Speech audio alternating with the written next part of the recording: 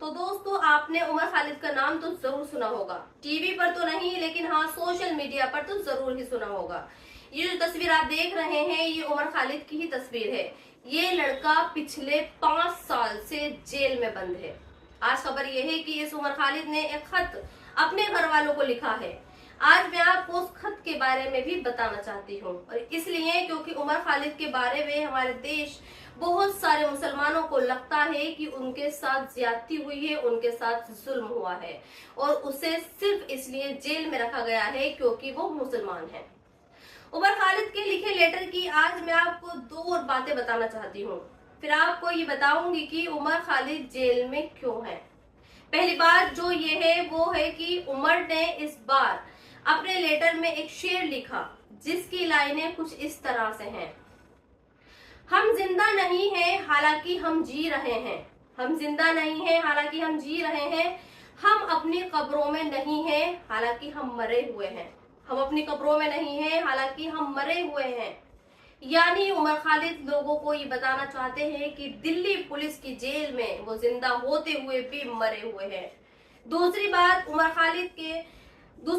खालिद ने रूस के एक बहुत ही मशहूर राइटर की किताब से लिखी और ये बताया कि अगर आपको अपनी आवाज, अपनी आजादी के लिए लड़ना हो तो आपको सब्र करना आना चाहिए।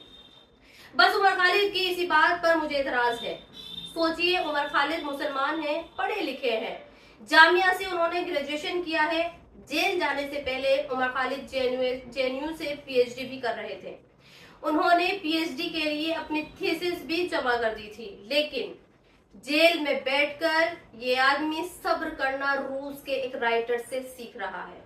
जबकि आज मुसलमान का बच्चा बच्चा ये जानता है कि सब्र करना इस्लाम सबसे अच्छा सिखाता है।